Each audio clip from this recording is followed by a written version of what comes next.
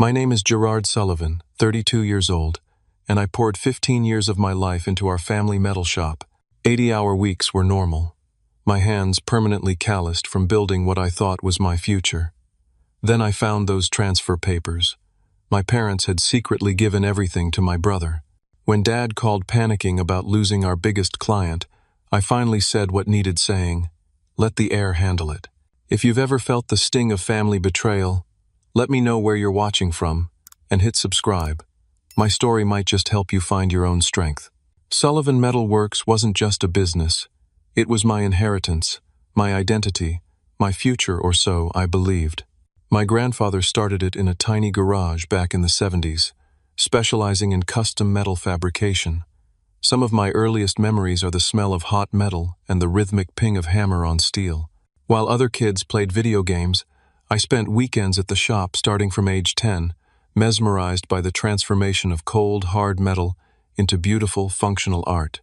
My father, Thomas, was a stern man who spoke more through his craft than with words. He stood 6 feet tall with forearms like tree trunks, developed through decades of metalwork. His hands told stories, each callus. Each scar represented lessons learned and mastery earned. Dad never gave compliments easily. A slight nod was his highest praise, but that nod meant everything to me. I worked tirelessly to earn those rare gestures of approval. Mom, Diane, was the business brain behind our operation. While Dad and I focused on the metalwork, she managed the finances, client relationships, and paperwork. Her office at the back of the shop was immaculate, a stark contrast to the organized chaos of the workshop. She had a talent for numbers and negotiation that kept our family business profitable even when competitors failed. Then there was my brother, Jason. 5 years younger than me, he never showed interest in learning the trade. While I was getting burn scars and metal splinters, Jason was playing sports and later pursuing a business degree at State University. My parents seemed impressed by his presentations and business jargon. Jason understands the financial side, Mom would say proudly. I always thought his contribution would complement mine, his business knowledge and my craftsmanship forming a perfect partnership for the future. When I turned 17, college acceptance letters arrived, but I already knew my path. Dad, I want to join the business full-time, I announced over dinner one night. Mom looked concerned, but Dad's expression, a mixture of pride and relief, told me everything. College could teach me theory, but Dad could teach me a craft passed through generations. My apprenticeship was grueling. Dad showed no favoritism, quite the opposite. He was harder on me than any other worker, pushing me past breaking points, forcing perfection. If my son delivers subpar work, what message does that send? He'd growl when I complained. For 3 years, I was the first to arrive, last to leave, doing the hardest, dirtiest jobs without complaint. By 21, I could handle custom jobs independently. By 25, I was bringing innovations to the table, introducing computer-aided design to streamline certain processes, researching new alloys, and suggesting more efficient workflow patterns. Dad initially resisted these changes with his typical, "we've always done it this way" stance, but the results spoke for themselves. Production time decreased, quality improved, and profits increased. The recession of 2008 hit our industry hard. Several competitors closed shop, unable to weather the economic storm. But Sullivan Metal Works survived largely because of our reputation for taking on the challenging custom jobs others couldn't handle. I developed techniques for working with difficult metals and complex specifications that put us in a niche market with less competition. "No one does titanium fabrication like Sullivan" became a common phrase among industrial clients. Our reputation for quality and precision opened doors to high-end contracts, aerospace components, medical equipment parts, and custom architectural elements for luxury buildings. Through those lean years, I often worked 16-hour days, 7 days a week. When we couldn't afford to keep all our staff, I learned to do their jobs too. Welder, designer, accountant, delivery driver, I wore every hat necessary.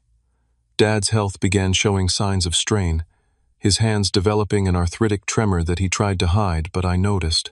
Gradually, I took over the most physically demanding aspects of the business. "You have the touch, son." Dad said one evening as we locked up after a particularly grueling day. Your grandfather would be proud. It was the closest thing to outright praise I'd ever received from him, and it fueled me through countless exhausting days afterward. During those years, Jason would occasionally visit from college, then later from his apartment in the city, where he worked entry-level positions at various corporate offices.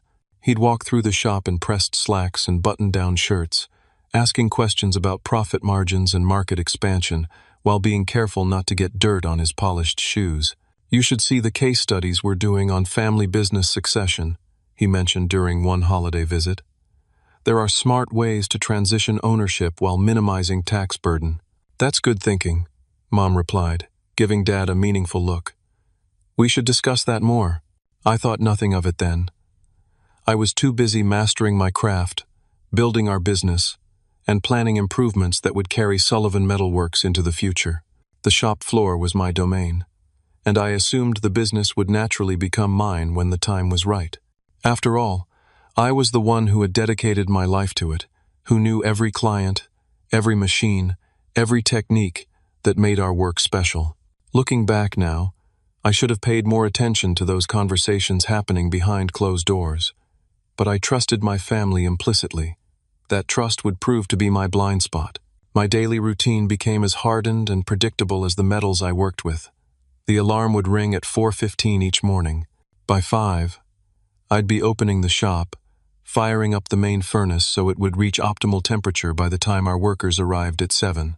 Those 2 hours of solitude were often my most productive sketching designs, preparing materials, or working on special projects without interruption. The physical toll was significant. My hands were permanently stained with metal dust that no amount of scrubbing could remove. Burns and cuts were so common, I stopped noticing new ones. Once, a sheet of steel slipped and sliced through my boot, requiring 15 stitches. I was back at work the next day, limping but determined not to fall behind schedule.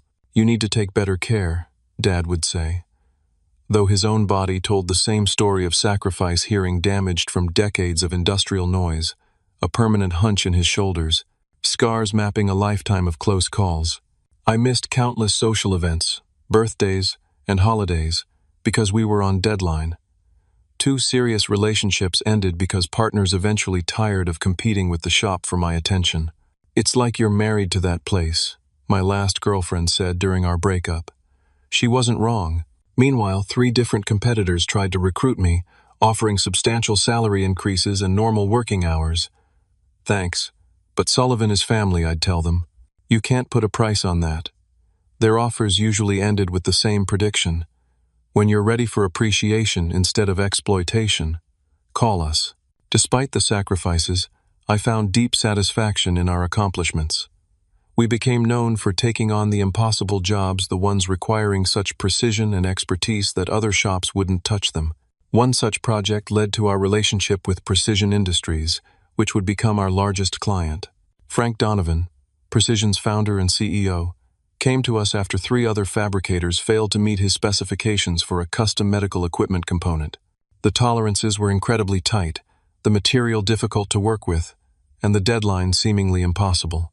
Everyone says it can't be done within these parameters, Frank said during our first meeting, his weathered face showing the skepticism of someone who'd been disappointed repeatedly. Give me 72 hours with the blueprints, I replied. If I say we can't do it, you've lost nothing but time. 3 days later, I presented Frank with a prototype that met every specification. The look of amazement on his face was worth the sleepless nights I'd spent perfecting it. How did you manage this? He asked, inspecting the piece with the precision tools he'd brought.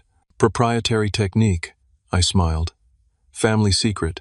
From that day forward, Precision Industries became our anchor client, bringing steady, high-margin work that allowed us to be selective about other projects we took on. Frank specifically requested that I personally handle their orders, and we developed a friendship beyond business. He was a craftsman at heart, who had built his company on the same principles of quality and integrity that guided Sullivan Metalworks. You remind me of myself 30 years ago, he told me once. The difference is, I recognized when to delegate. You're going to burn yourself out taking on everything. He wasn't wrong, By my 30th birthday, I was essentially running daily operations while Dad took a more advisory role. Mom still handled the books, but I was managing client relationships, overseeing production, training new hires, and developing new techniques. On paper, I was still just an employee, but everyone in the industry knew Sullivan Metalworks thrived because of me. During this period, conversations about the future became more frequent.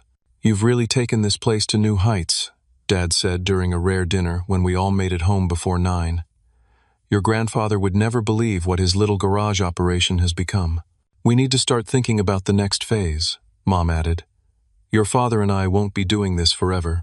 "I've got plans," I assured them, excited to finally discuss succession.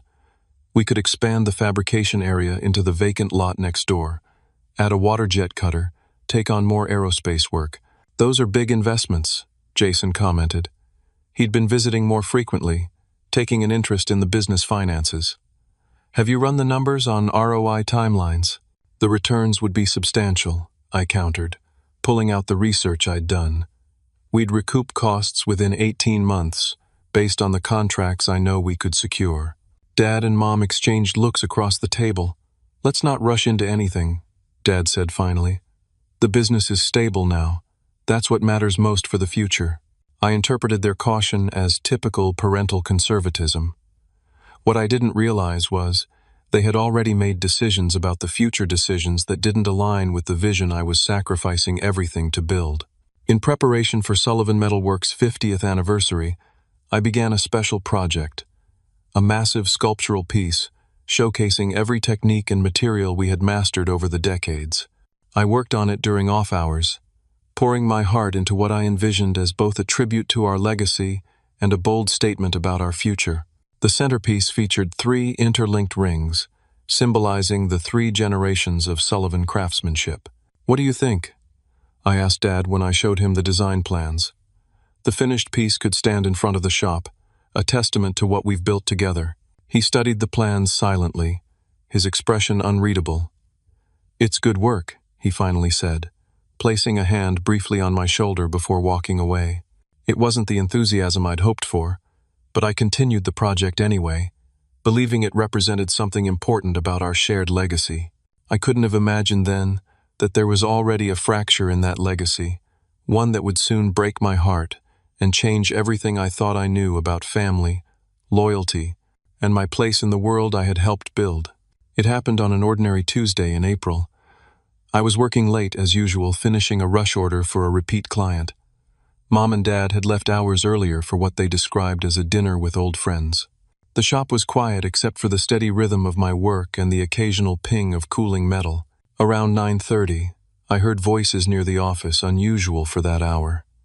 Thinking someone might have broken in, I grabbed a steel rod and moved silently toward the sound. Through the partially open door, I saw my parents and Jason sitting around Mom's desk, papers spread everywhere. "We need to transition the remaining accounts under the new structure," Jason was saying, sounding authoritative in a way that struck me as odd. "Gerard doesn't need to know all the details yet," Mom replied. "It would just complicate things while we're trying to secure the retirement plan." "He's going to ask questions eventually," Dad said, his voice weary. "Especially when the accountant needs his signature on the year-end documents. By then, everything will be settled," Jason assured them. "Trust me, this is the cleanest way to handle it." I backed away quietly, confusion clouding my thoughts. What new structure? What were they planning that involved my signature but not my knowledge? For the first time in my life, I felt like an outsider in my own family business. The next day, I arrived earlier than usual. The conversation had left me restless, and I wanted answers. Mom's office was always locked, but I knew where the spare key was hidden for emergencies. I justified my actions as protecting my future, the future I'd been promised through years of implicit understanding. Inside her meticulously organized filing cabinet, I found a folder labeled Ownership Transition 2021. My hands shook as I opened it. The documents inside were dense with legal terminology, but certain phrases jumped out with devastating clarity. Transfer of controlling interest, new ownership structure, Jason Sullivan named as primary shareholder and CEO. The dates on the papers showed the transfer had been completed 2 years ago. For 2 years, I had been working for a business that no longer recognized my contribution or my rightful place. I was still sitting there, surrounded by the evidence of betrayal, when Mom arrived an hour later. "Gerard, what are you doing in my office?" The alarm in her voice quickly turned to resignation when she saw the open folder on her desk. "You weren't supposed to find out this way." How was I supposed to find out? My voice sounded strange even to my own ears. After another decade of 80-hour weeks? At your retirement party when Jason takes the podium as owner? Dad and Jason arrived, while Mom was still struggling to explain. They found us in a standoff across her desk, the documents between us like a declaration of war. "You should have talked to us first," Dad said, his tone making it clear I was the one who had done something wrong by discovering their secret. "Talk?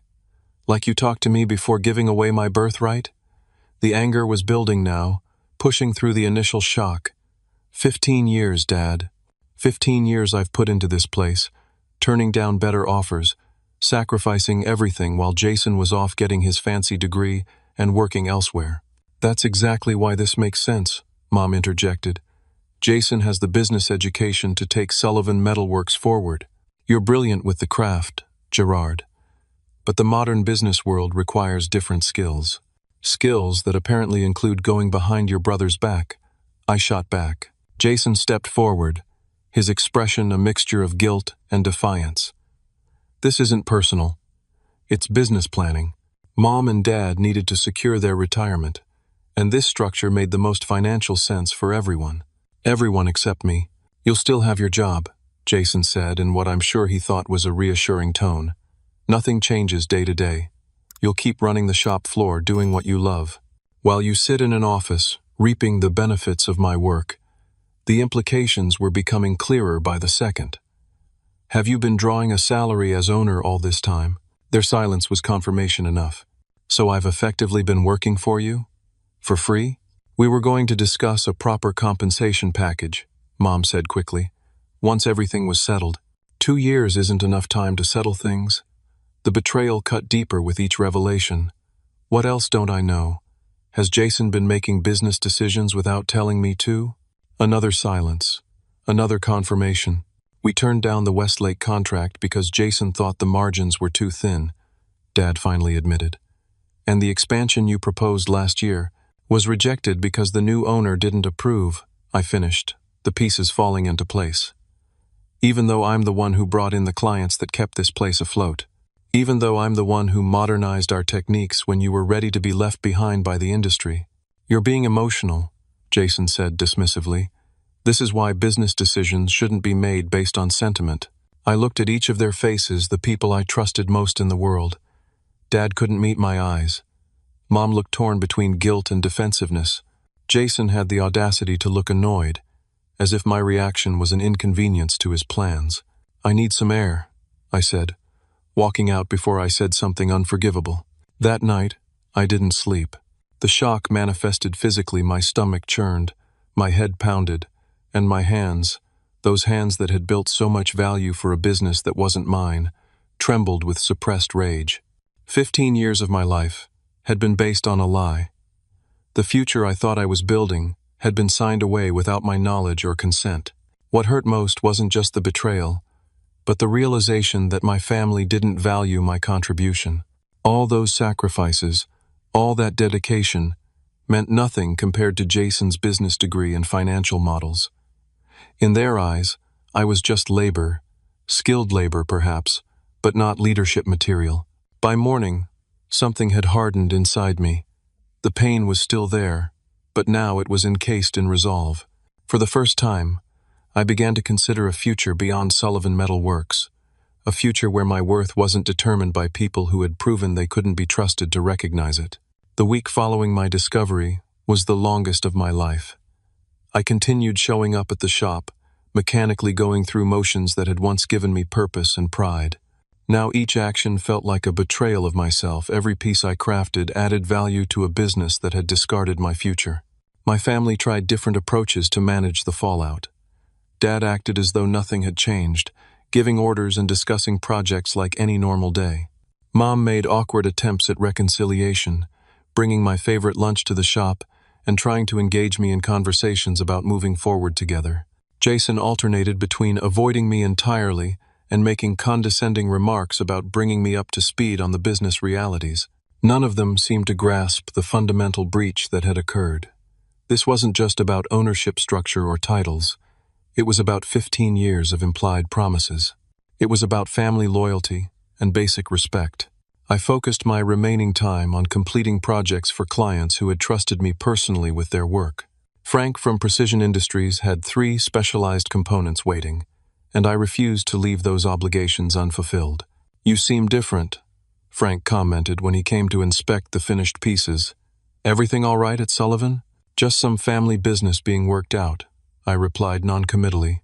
He gave me a searching look. "Family businesses can be complicated. If you ever need to talk, I've navigated those waters myself." I nodded gratefully, but said nothing more. I wasn't ready to discuss my plans with anyone, partly because I was still forming them myself. During lunch breaks, I began researching available workshop spaces for rent in the area. In the evenings, I cataloged my personal tools, the specialized implements I'd acquired over the years that belonged to me, not Sullivan Metalworks. I updated my resume for the first time since high school and reached out to former colleagues who had started their own ventures. On Friday morning, exactly 10 days after discovering the truth, I arrived at the shop earlier than usual. I methodically packed my personal tools into my truck, the specialized hammers and files I'd collected, the rare measuring instruments, the prototype designs that were mine alone. I left everything that rightfully belonged to the business, even items I had paid for myself but that had become integrated into the shop's workflow. Dad arrived as I was loading the last crate. "What's all this?" he asked, frowning at my truck. "I'm leaving," I said simply. His expression shifted from confusion to anger. "You can't just walk out. We have orders to fill, deadlines to meet. You have a new owner who can figure it out. This is ridiculous, Gerard. You're throwing a tantrum because your brother has a title? Nothing has changed about your role here." "Everything has changed, Dad. I'm not going to keep building value in a business that was taken from me." "Nothing was taken from you." His voice rose. "This was always our business to decide what to do with." That statement crystallized everything.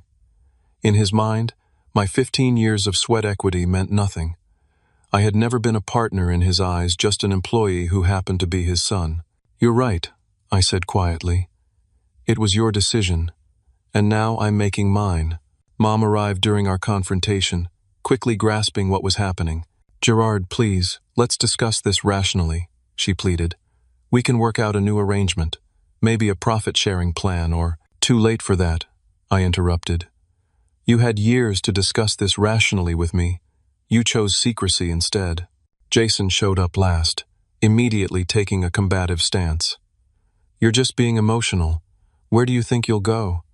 No one in this town will hire you if you walk out on family." "I don't need anyone to hire me." The plan that had been forming in my mind suddenly solidified. "I've got 15 years of experience and a reputation of my own." "You signed a non-compete when you started full-time," Jason reminded me smugly. "Or did you forget that detail?" "I signed it with Sullivan Metalworks when Dad owned it," I countered. "The business transferred ownership. Check with your lawyers whether that contract transferred too." The uncertainty that flashed across his face told me he hadn't considered this angle. "This is your legacy too," Dad tried one last approach.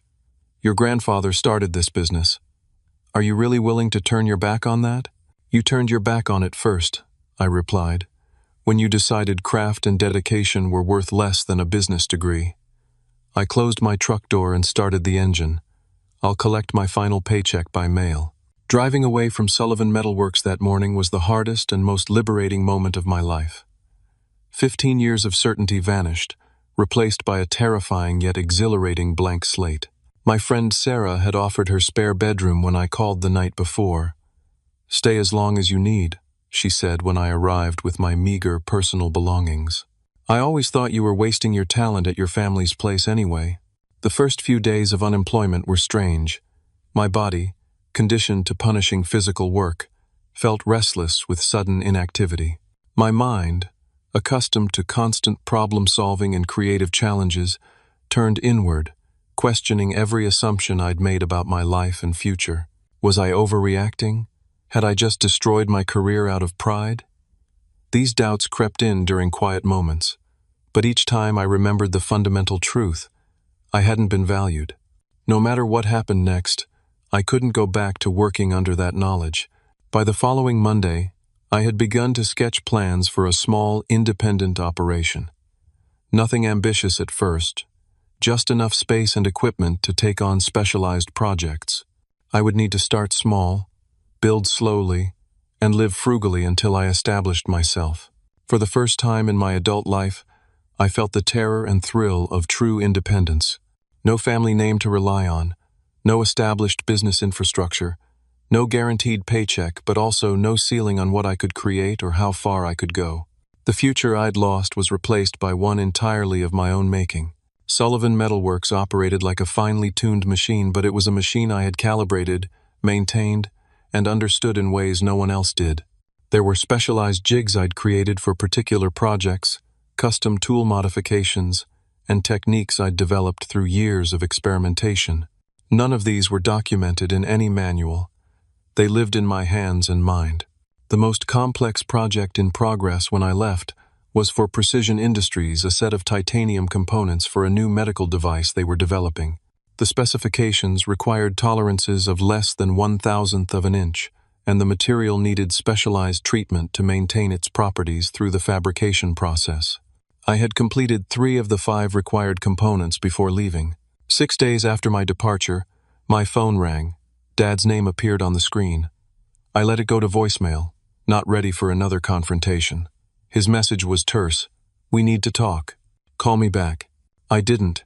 3 more calls followed that day, each voicemail more urgent than the last.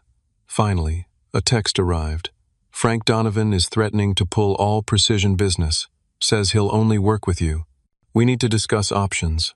A twinge of satisfaction cut through my lingering anger.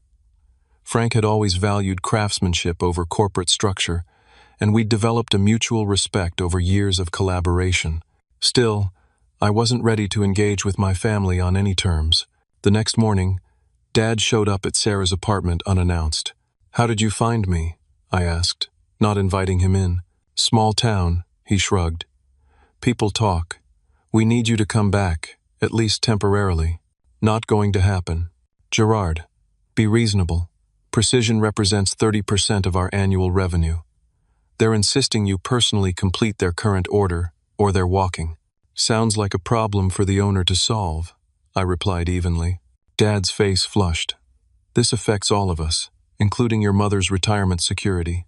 You should have thought about that before signing everything over to Jason.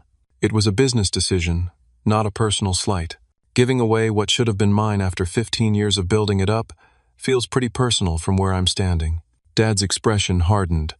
"So that's it? You'll let the family business fail out of spite?" "The business is failing because you put someone in charge who doesn't understand what makes it valuable in the first place." I stepped back from the doorway. "Let the air handle it, Dad. That's what you chose him for." As I closed the door, I heard him call out, "This isn't finished, Gerard." He was right about that, at least. Over the next few days, the calls increased. Mom left tearful messages about responsibilities and family loyalty. Jason's calls oscillated between threats and awkward attempts at negotiation. "We could revisit the ownership structure," he offered in one message, sounding desperate. "Perhaps a minority stake would be appropriate given your technical contribution." Too little, too late. Through industry contacts, I learned the situation at Sullivan was deteriorating rapidly. 2 other major clients had pulled their business when they learned I was gone. The most skilled craftsmen on staff were struggling without my guidance on the specialized work. Orders were being delayed or completed below standard. Frank Donovan himself called me 10 days after I left Sullivan.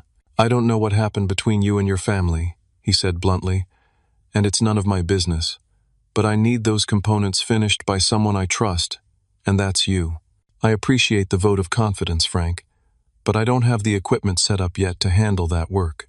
"What would it take to get you there?" he asked without hesitation. His question opened a door I hadn't expected so soon. "Let me put together some numbers and get back to you," I replied, my mind already calculating possibilities. 2 weeks after my departure, Dad and Mom showed up together at Sarah's apartment. They looked exhausted, with new worry lines etched into their faces. "We need to talk business," Dad said, his tone more conciliatory than before. "The shop is in trouble." I let them in this time, offering coffee which they both accepted gratefully. "Jason can't handle the technical aspects," Mom admitted, staring into her cup. "The clients are losing confidence. We've had 3 order cancellations this week alone." "What does Jason say about all this?" I asked. "He's suggesting we scale back to simpler projects and standard fabrication," Dad replied, unable to hide his disappointment. "Abandon the custom work that built our reputation. That would kill everything that makes Sullivan special," I observed. "We know," Mom said quietly. "That's why we're here. We're prepared to offer you a 25% ownership stake to come back." I nearly laughed. "You're offering me a minority share in what should have been mine? After I've proven how essential I am to its survival?" 40%, Dad countered quickly. "And a seat on the board." "The board? Since when does our small family shop have a board?" "Jason established a proper corporate structure," Mom explained. "It's actually been quite beneficial for tax purposes." I shook my head. "Not interested." "What will it take, Gerard?" Dad asked, frustration evident in his voice. "Name your terms." I looked at them, both the people who had raised me, taught me a craft, and then betrayed my trust in the most fundamental way possible. 51%, I said finally. "Controlling interest or nothing." Dad's face darkened. "That's not possible. We've already established the succession plan with Jason. Then I guess we have nothing more to discuss." I stood up, signaling the end of the conversation. "I wish you luck. You're going to need it." As they left, Mom turned back with tears in her eyes. "This isn't what we wanted, Gerard. We never meant to lose you." "Sometimes the consequences of our choices aren't what we expect," I replied. "That doesn't make them any less real." After they left, I sat for a long while thinking about legacy, family, and value. Sullivan Metalworks had been my whole world for so long that even now, betrayed and angry, I felt the pull of responsibility toward it. But something had shifted inside me, a fundamental realignment of priorities. For the first time, I was putting my own worth first. The next day, I signed a lease on a small workshop space across town. It wasn't much, just enough room for basic equipment and a small office area, but it was mine. The first step toward something new. Starting over at 32 wasn't in my life plan. I'd never imagined building from scratch what I thought I already had a future in metalworking, a business to call my own, a legacy to build upon. But here I was, standing in an empty rented garage, with nothing but my personal tools and 15 years of hard-earned knowledge. The space was far from ideal.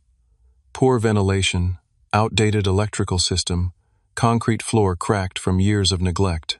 But the rent was affordable, the location accessible, and most importantly, it was mine. No family politics, no hidden agendas, no decisions made behind my back. Frank Donovan visited 2 days after I signed the lease. He walked around the empty space, hands clasped behind his back, nodding thoughtfully. "It's going to take a lot of work," he observed. "I'm not afraid of that," I replied. "No, you never have been." He turned to face me directly. "Here's my proposal. Precision Industries will advance you payment for the remaining components we need, enough to cover equipment costs. In return, we get priority service for the next year and preferred pricing." "Frank, that's good business," he interrupted. "I'm not doing you a charity. I need those components done right, and you're the only one I trust to deliver them. This arrangement benefits us both." I considered his offer carefully. It wasn't a handout, it was an investment based on my proven skills. "I accept," I said, extending my hand. "You won't regret it." "I know I won't," he replied, shaking firmly. "I've been watching you work for years, Gerard. Sullivan Metalworks was riding on your talent, not the other way around." With Frank's advance, I purchased essential equipment, a used foundry furnace, a decent metal lathe, basic cutting and welding tools. Nothing fancy, but enough to start producing high-quality custom work. I worked 18-hour days setting up the shop, figuring out workflows designed for one person instead of a team, and completing Frank's components in the evenings. When I delivered the finished pieces to Precision Industries, Frank inspected them with his usual meticulous attention to detail. "Perfect," he pronounced after thorough measurements. "Even better than the first batch. I took some extra time with the finish," I explained. "New equipment gave me a chance to refine the process." "What are you calling this operation of yours?" he asked. I hadn't given it much thought, focused as I was on the practical aspects of getting established. "I haven't decided yet." "You should. Word's getting around about you going independent. People are asking who to call, where to find you." That conversation led to my first official business decision, naming my new venture Forged Integrity Metalworks. It captured both the physical craft and the personal values that had led me to this point. Word spread quickly through the tight-knit manufacturing community. Within a month, I had more orders than I could handle alone, mostly from former Sullivan clients who had followed news of my departure with interest. I found myself in the unexpected position of needing to hire help much sooner than anticipated. Marcus Jensen was 19, fresh out of technical school with raw talent, but no real-world experience. When he walked into my shop asking for apprenticeship, I recognized the same hunger for the craft that had driven me at his age. "I can't pay much to start," I warned him. "I'm here to learn," he replied. "The money will come when I've earned it." Taking him on meant I could accept more projects, but it also meant I was now responsible for someone else's livelihood. I thought carefully about how to treat him, about the kind of mentor I wanted to be versus the one I'd had. First rule, I told Marcus on his first day, "We work hard, but we work smart. No unnecessary overtime, no sacrificing quality for speed, and no working while exhausted. That's how mistakes happen." "But what if we fall behind schedule?" he asked, clearly accustomed to different expectations. "Then we adjust the schedule or have an honest conversation with the client. Our reputation depends on quality and integrity, not just meeting arbitrary deadlines." This philosophy, so different from the pressure cooker environment I'd come from, became the foundation of Forged Integrity's culture. We worked diligently, but sustainably. I shared knowledge freely, instead of hoarding it as a source of power. We celebrated wins together and treated failures as learning opportunities rather than personal failings. 3 months after opening, I secured a small business loan with Arthur Williams at First Community Bank. His father had been one of my grandfather's first customers, and that connection, along with my growing portfolio of successful independent projects, helped overcome the usual hurdles for a new business. "Your business plan is solid," Arthur said after reviewing my projections. "But what really sells me is your reputation. Everyone in town knows you were the real talent behind Sullivan's success in recent years." The loan allowed me to move from the garage to a proper commercial space, a former auto body shop with good bones and ample room for expansion. With help from Marcus and several weekend volunteers, former colleagues who supported my new venture, we transformed it into a functional metalworking shop with designated areas for different processes, proper ventilation, and even a small client meeting space. Denise Foster, the real estate agent who helped me find the property, became another unexpected ally. "My husband had Sullivan do some custom work for his construction business last year," she explained. "He said the quality dropped dramatically after you left. He'll be calling you for the next project." 6 months into my new venture, I encountered Jason at our main supplier's warehouse. I was placing a substantial order of specialty metals when he walked in. The moment of recognition was awkward for us, both me now representing a competing business, him clearly struggling with Sullivan's reduced circumstances. His appearance told the story his pride would never admit.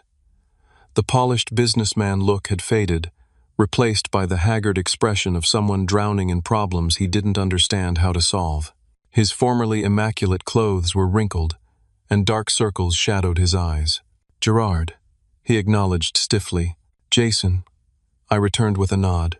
"I see you're doing well," he said, gesturing to my large order. "Can't complain. How are things at Sullivan?" A flash of anger crossed his face. "We're making necessary adjustments to market realities." Translation: the business was failing. "If you need any technical advice, my door is open," I offered. Not from malice, but from genuine concern for the legacy my grandfather had built. "We're handling it," he snapped before walking away. Later that week, Victor Ramirez, my main supplier, confirmed what Jason wouldn't admit.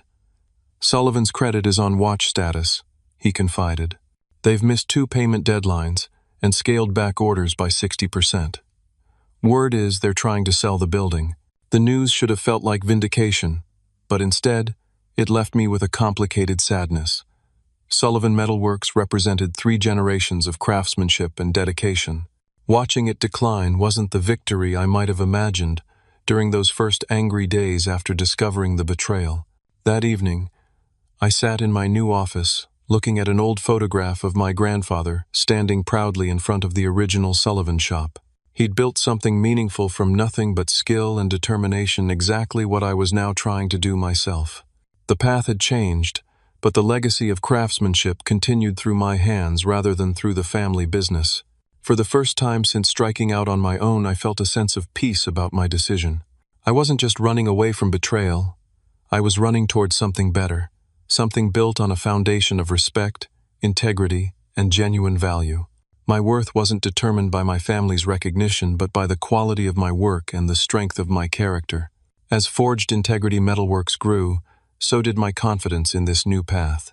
The betrayal that had seemed like an ending had actually been the beginning of something I never knew. I needed the chance to define success on my own terms. 1 year after walking away from Sullivan Metalworks, Forged Integrity had grown from a one-man operation in a rented garage to a thriving business with 5 employees, a solid client base, and a reputation for exceptional quality. The journey hadn't been easy.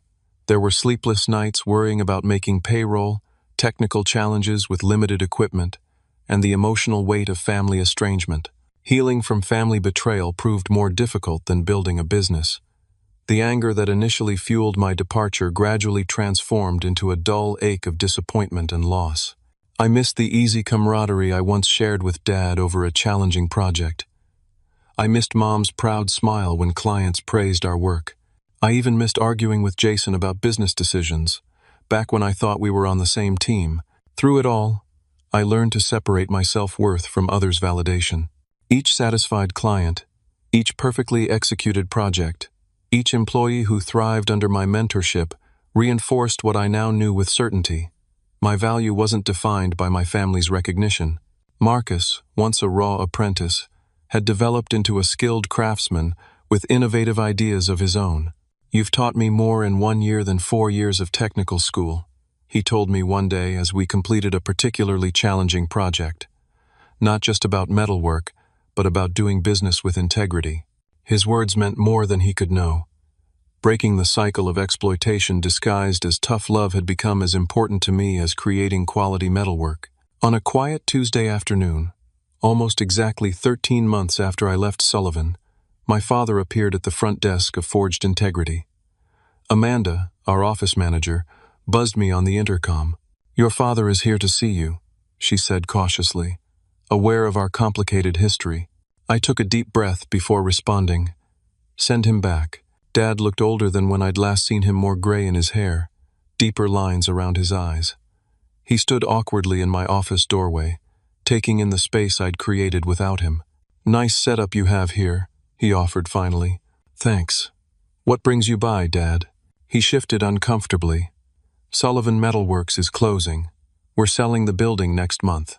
Though I'd heard rumors, the confirmation hit harder than expected. "I'm sorry to hear that. Are you?" His tone wasn't accusatory, just tired. "Of course I am. It's Grandpa's legacy. It's where I learned everything." He nodded slowly. "That's part of why I'm here. I wanted you to hear it from me, not through the grapevine." I gestured to the chair across from my desk. "Sit down. Would you like some coffee?" The familiar ritual of sharing coffee created a momentary bridge across the chasm between us. As Dad sipped from his mug, I noticed his hand still strong but trembling slightly. Whether from age or emotion, I couldn't tell. "What happened?" I asked finally. "What you predicted," he admitted. "Without your expertise, we couldn't maintain the quality or efficiency. Clients left. Costs rose. Jason tried. I'll give him that, but he didn't understand the craft. No, and I was too proud to admit we'd made a mistake." He set down his cup. I should have recognized what you brought to the business, Gerard. Your grandfather would be disappointed in how I handled things. The admission I'd once craved now brought little satisfaction. We all made mistakes. I could have pushed harder for recognition, instead of assuming my contribution was seen. Your mother and I thought we were securing our retirement, Dad continued. Jason had all these plans for modernizing the business model, expanding into areas we'd never considered. It seemed like the sensible choice at the time. And now? Now we're selling the building to cover debts and salvage what we can for retirement. Jason's taking a job with a management consulting firm in the city. He looked around my workshop again. Meanwhile, you've built all this in a year. The irony wasn't lost on either of us. The son they'd deemed unsuitable to lead the family business had created a thriving enterprise from scratch, while their chosen successor had presided over its collapse. What will you do after the sale? I asked. Dad's shoulders slumped slightly. That's actually my second reason for coming. I need work, Gerard. Not charity, but honest work. I still have skills to offer, even if my judgment in other areas was flawed. The request surprised me. You want to work here? For me? If you'll have me. As an employee, not a partner. His pride was clearly struggling with this reversal of roles. I understand if that's not something you're willing to consider. I considered his request carefully. Working alongside Dad again would be complicated. Old dynamics don't disappear overnight. But I also recognized the opportunity for healing this represented. I could use another experienced craftsman, I said finally. Especially someone who could mentor the younger staff. But it would be on my terms, Dad. This is my business. Run my way. I understand, he nodded. I've seen what you've built here. You clearly know what you're doing. We spent the next hour discussing practical details: salary, responsibilities, start date. The conversation was more businessman to businessman than father to son, but perhaps that's what we needed. Clear boundaries, mutual respect, explicit rather than implied expectations. Mom visited separately a week later. While Dad had come seeking employment, she came seeking reconciliation. I didn't handle things well, she admitted tearfully during our conversation. We should have included you in the discussions about succession. We should have valued your contribution more openly. Why didn't you? I asked, the question that had haunted me for months. She considered carefully before answering. I think we got caught up in appearances. Jason talked like the business leaders we admired. He had credentials, presentations, 5-year plans. You just did the work. Brilliantly, but quietly. We mistook his polish for capability. Her honesty was refreshing after months of justifications and excuses. I'm not asking for anything, she continued, just hoping we can start rebuilding our relationship. I've missed you, Gerard. I've missed you too, Mom. And I had. Family relationships are complex.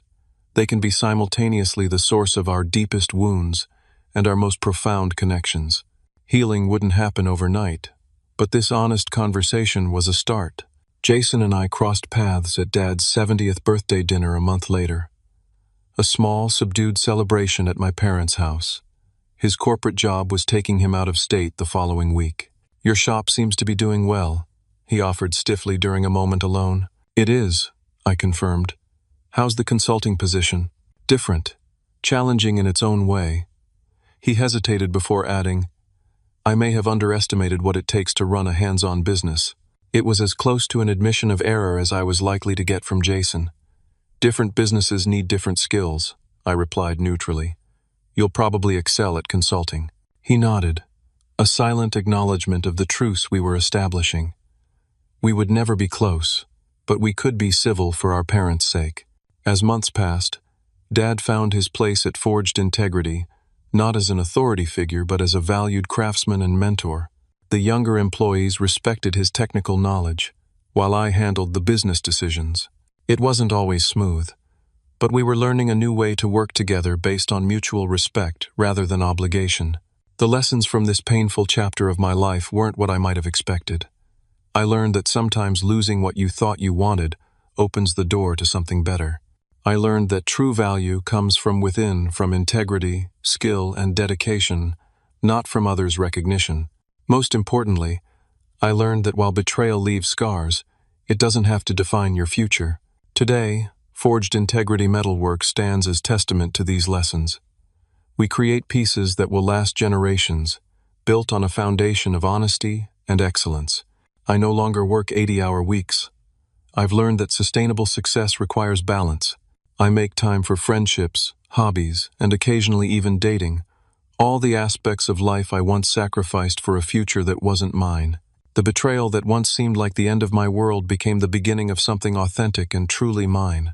Sometimes the most valuable things we create aren't forged in metal, but in the choices we make when facing life's greatest challenges. If my story resonates with you, I'd love to hear about a time when disappointment led you to something better than you'd planned. Leave a comment below about your own experience with unexpected new beginnings.